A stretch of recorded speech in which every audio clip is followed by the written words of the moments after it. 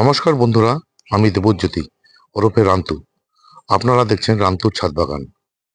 মধুমালতী বা মাধবীলতা যে যেই নামেই ডাকুক, ফুলটা কিন্তু একই জাতীয় ফুল। সকালে সাদা, দুপুরে লাল হয়ে যায়। ফুলটি 2-3 দিন থাকে এবং এই ফুলটি গ্রীষ্ম বর্ষার ফুল। এপ্রিল মে মাস থেকে এই গাছের ফুল ফুটতে শুরু করে, একদম টানা অক্টোবর নভেম্বর মাস পর্যন্ত চলতে থাকে।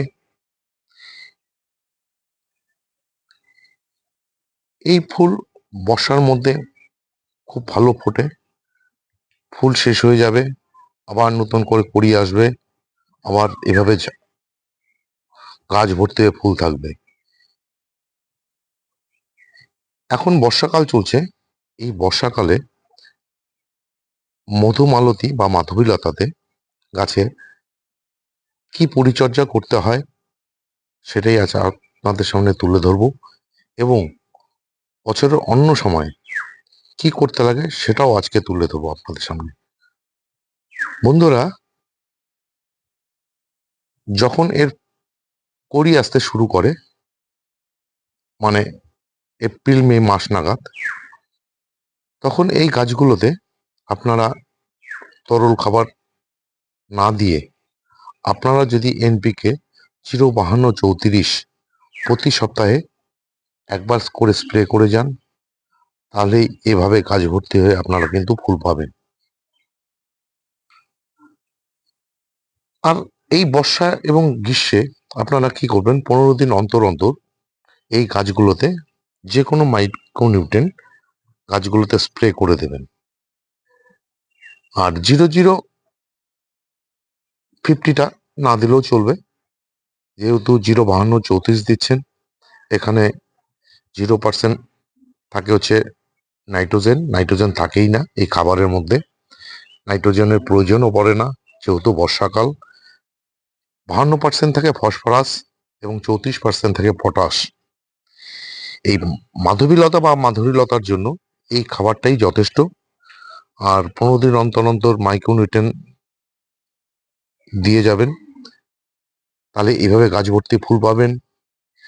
এই গাছগুলোতে কিন্তু খুব একটা রোগ পোকা লাগে না। বর্ষার সময় আপনারা 15 দিন অন্তর অন্তর যে কোনো ফাঙ্গিসাইড স্প্রে করে দেবেন, তাহলে গাছে কোনো ধরনের ফাঙ্গাসজনিত রোগ হবে না। এবং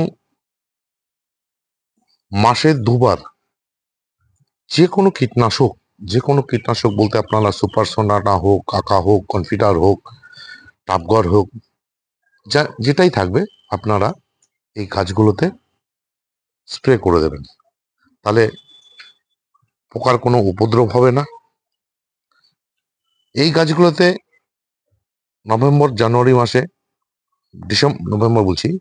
ডিসেম্বর জানুয়ারি মাসে কোনো খাবার দিতে লাগে না, শুধু জল দিয়ে গেলেই হয়। ফেব্রুয়ারি মাসে এই গাছগুলোকে রুট কাটাই করে গাছকে পুনিং করে দিতে হয়। করার 1 মাস পর থেকে মার্চ মাস থেকেই গাছগুলোতে নতুন নতুন করে ডালপালা আসতে শুরু করে, এবং এপ্রিল মাস থেকে এই গাছগুলো ফুল দিতে শুরু করে।